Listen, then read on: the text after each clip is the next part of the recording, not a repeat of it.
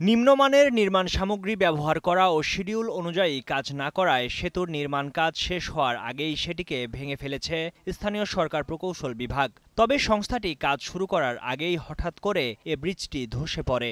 জায়গা অনেক লোক চলাফেরা করে, যে ব্রিজ বানাইয়ে লোক কোড়ার মতো কোনো লাইন নেই, আগেই ভেঙে পড়ছে।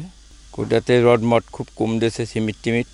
পিরোজপুরের নাসরাবাদ উপজেলার পূর্ব জলাবাড়ি খ্রিস্টান পাড়া হতে মাদ্রাবাজার সড়কের উপর একটি প্যাকেজে 22 ও 15 মিটার দৈর্ঘ্যের দুটি গার্ডার ব্রিজ নির্মাণের জন্য 2021 সালের 29 ডিসেম্বর মেসার্স ইপ্তি ইটিসিএলকে কার্যাদেশ দেয় পিরোজপুর এলজিইডি, যার চুক্তিমূল্য ছিল 5,73,57,000 টাকা। 2022 সালের 28 ডিসেম্বর ব্রিজ দুটি নির্মাণ কাজ শেষ হওয়ার কথা ছিল। অভিযোগ রয়েছে ঠিকাদারি প্রতিষ্ঠানের মালিক মিরাজুল ইসলাম নিজে কাজ না করে একজন সাব কন্ট্রাক্টরকে দিয়ে কাজ করাচ্ছিলেন।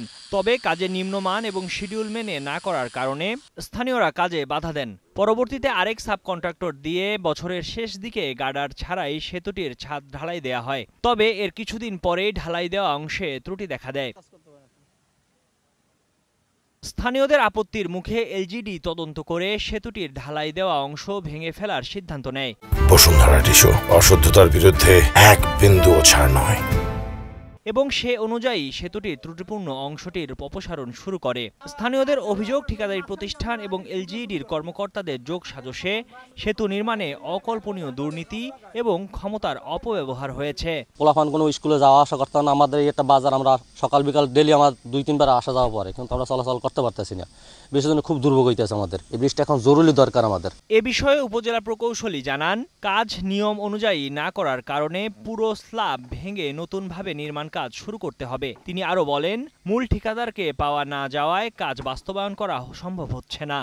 ওটা হচ্ছে আপনার ওরা গার্ডারটা করে নাই, ওটা তো ইনভার্টেড গার্ডার ব্রিজ, স্ল্যাবটা করে আর রেখে গেছে, গার্ডারটা আর করে নাই, না করে এরকম ফেলাই রেখে গেছে। আমরা ঠিকাদারকে অনেকবার চিঠি দিচ্ছি ওটা করার জন্য, তো তারা আসলে কোনো পদক্ষেপ নিচ্ছে না। পরে আমি আর কি হেড অফিসে লিখছি যেটা রাখা যাবে না, এই স্ল্যাব এখন ঝুঁকিপূর্ণ। আবার ওই যে নিচ থেকে বাঁধ কেটে দিতে, তো ওখান থেকে এখন ওই নৌকা টোকা চলে, তো স্ল্যাবটা আসলে গার্ডার না থাকায় তো সাপোর্টের অভাবে আছে। ওটা এখন যে কোনো সময় একটা অ্যাক্সিডেন্ট ঘটতে পারে বা কিছু হইতে পারে। তো ওটা লিখে পাঠানোর পরে হেড অফিস থেকে টিম এসে ওটা আসলে ভাঙার জন্য তারা অনুমোদন দিতে, সেই হিসাবে আমরা ওই ঠিকাদারকে চিঠি দিচ্ছি, তারা এখন ভেঙে ফেলছে। লাইসেন্সের কাজ, ওটা তো প্যাকেজে, এক প্যাকেজে 2টা ছিল ওখানে। কাজ না করেই এলজিডি থেকে কয়েক হাজার কোটি টাকা আত্মসাৎ করে মিরাজুল ইসলাম ও তার সহযোগীরা। তবে গত বছর 5 আগস্ট আওয়ামী লীগ সরকার পতনের পর আত্মগোপনে রয়েছেন মিরাজুল। ওহিদুজ্জামানের পাঠানো তথ্য ও চিত্রে ডেস্ক রিপোর্ট, কালের কণ্ঠ।